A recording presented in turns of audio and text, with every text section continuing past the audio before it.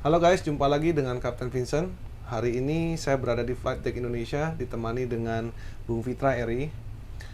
Ya, hari ini kami akan coba menjawab pertanyaan yang banyak ditanyakan di direct message saya. Kemarin banyak sekali orang yang DM ke saya, Cap, apakah mungkin apabila menerbangkan pesawat ini secara deliberately dengan sengaja dijatuhkan, sabotase ataupun di hijack seperti itu? Saya sempat menjawab, cuman di sini kita akan lebih demonstrasikan dengan simulator ini. Mungkin dengan simulasi ini kita bisa memberikan gambaran apakah mungkin bisa terjadi apabila disengaja dijatuhkan. Dan saya di sini akan bertindak sebagai co-pilotnya, karena biasanya di kokpit kan ada dua orang, ada pilot dan ada co-pilot, dan coba mereplika situasi kalau misalnya salah satu dari kami itu sengaja ingin menjatuhkan pesawat. Betul sekali. By the way, yang ada di sini ini hanya untuk referensi only. Kita tidak bisa mendahului apa yang ada di KNKT. Cuman ini menurut saya penting untuk dibahas karena cukup banyak orang yang bertanya-tanya nih. Bahkan interview saya hari ini bersama dengan CNBC, mereka menanyakan apakah mungkin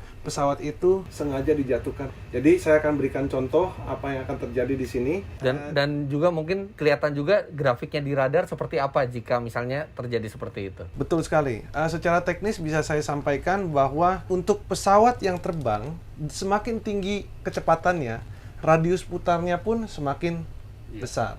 Jadi itu akan membentuk profil yang khas di radar kan? Betul. Yang nanti bisa kita lihat kalau pesawat memang sengaja dijatuhkan, maka akan terlihat profil di radarnya seperti apa. Betul. Setelah kita tunjukkan nanti, saya akan berikan demonstrasi bagaimana radius putar dengan kecepatan tinggi dan juga dengan kecepatan yang kecil. Jadi kita bisa menganalisa sedikit dan memberikan edukasi buat teman-teman sekalian mengenai apa efek kecepatan terhadap profil lintasan pesawat di radar.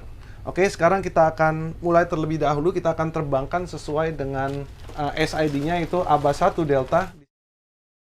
Baiklah, sekarang kita akan coba terbangkan. By the way, ini adalah pesawat Boeing 737NG. Memang pesawatnya ini adalah Boeing 737, cuman berbeda seri dengan pesawat Sriwijaya. Pesawat Sriwijaya adalah Boeing 737-500, di mana itu merupakan 737 klasik. Yang ini merupakan NG. Cuma airframe dan desainnya kurang lebih cukup similar. Baiklah, kalau begitu kita akan terbangkan sekarang. Oke, sekarang kita coba ya. Kita buka dulu 40. Oh, itu nggak bisa langsung ya? Full. Lebih baik dibuka dulu supaya kita stabilkan dulu power yang ada di sebelah kiri dan sebelah kanan. Kita untuk avoid swingnya ya. Oke. Jadi ini biar stabilize kanan kirinya. Betul. Kita tekan di sini. Ini langsung nambah sendiri ya dia. N1 toga.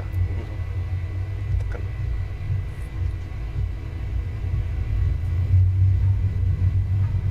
Oke.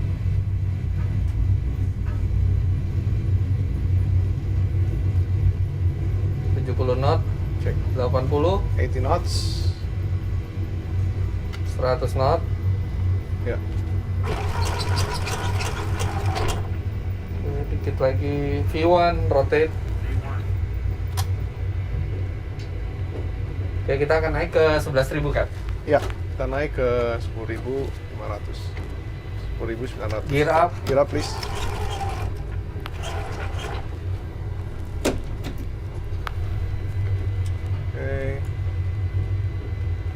Enough speed. Jadi pesawat ini adalah pesawat yang lebih baru. Untuk sistem navigasinya pun lebih baru. Tapi dengan cara flight controlnya juga cukup mirip. Masih cukup similar. Sama seperti dengan yoke seperti ini ya, Kapten ya. Betul. Kalau Airbus menggunakan ini kan apa? Joystick. Betul. Flaps 1. Flaps 1.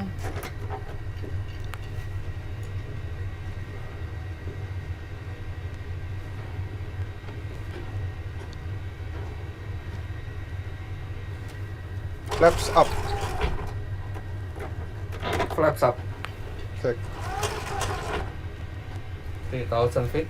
Yes, autopilot command. Jadi sekarang pesawat sudah di autopilot. Oke. Jadi memang di tahap ini ketika baru terbang itu di tahap ini memang sudah autopilot, hanya 1 menit atau 2 menit setelah take off.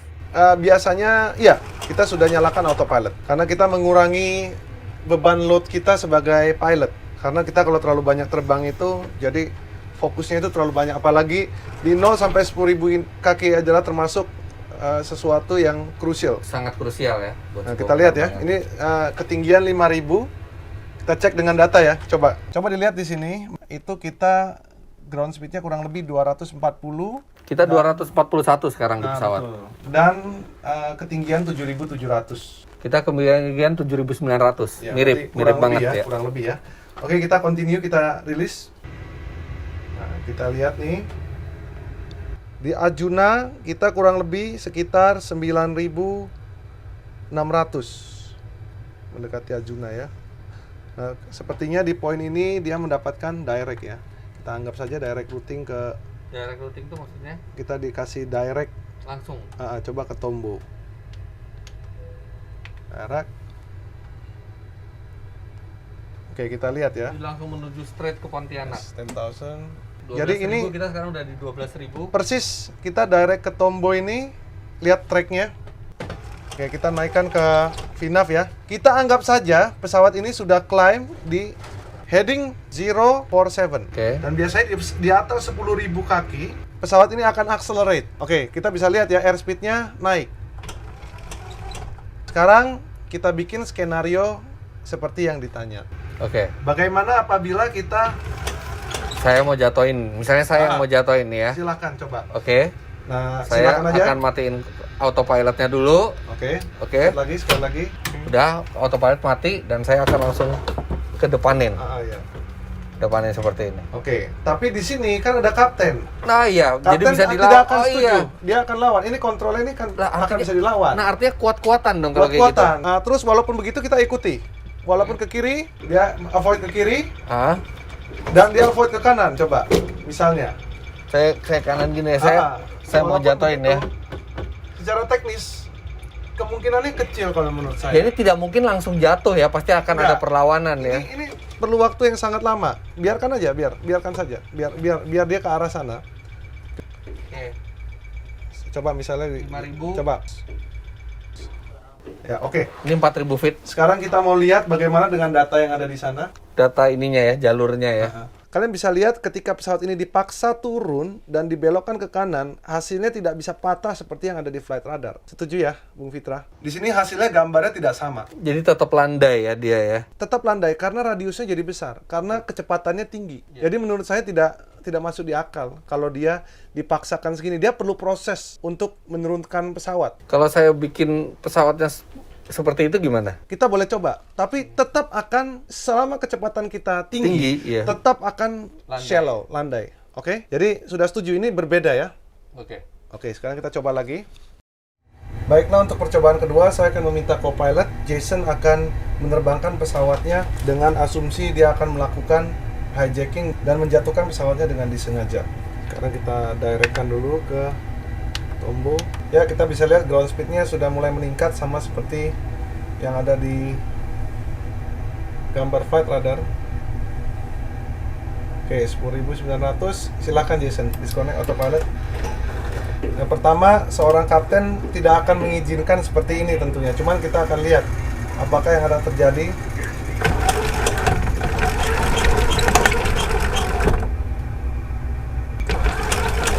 Kita bisa lihat ya profilnya. Kalau dipaksa seperti ini, akan airspeed-nya pause.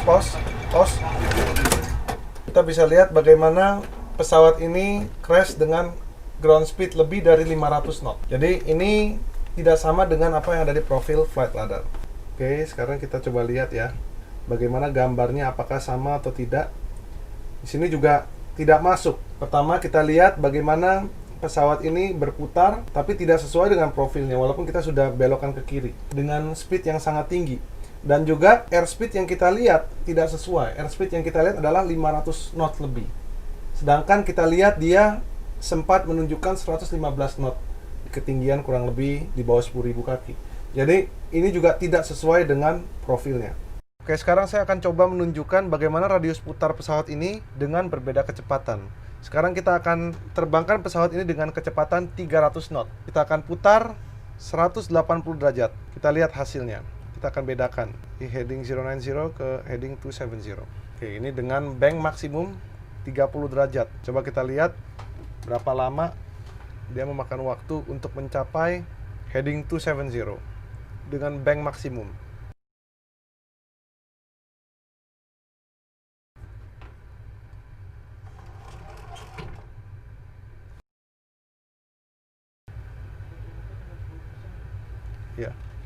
Itulah terbang dengan kecepatan 300 knots, putaran 180 derajat. Sekarang kita akan coba bagaimana radius putar dengan kecepatan 200 knot dengan konfigurasi bank yang sama. Oke, sekarang kita akan coba belok dengan kecepatan 200 knot. Kita akan bandingkan bagaimana radius putar antara kecepatan 300 dengan kecepatan 200. Pasti sangat signifikan. Kita lihat berapa detik.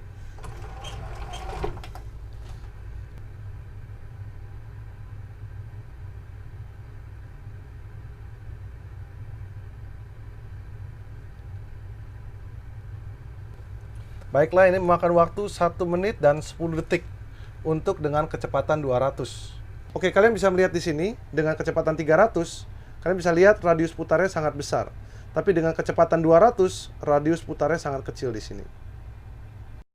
Baiklah, baru saja kita coba mereplikasikan data yang ada di Flight Radar 24 mengenai penerbangan Sriwijaya SJ182. Yang kita temukan adalah, walaupun kita sudah berusaha dengan keras mereplikasikan data dengan cara membelokkan sedikit ke kiri lalu menikukan ke kanan, dengan positive flight control, saya melihat bahwa ketika kita turunkan nose ini, maka airspeed-nya akan naik. Ketika airspeed-nya naik, maka tikungan yang dihasilkan akan menjadi sangat landai.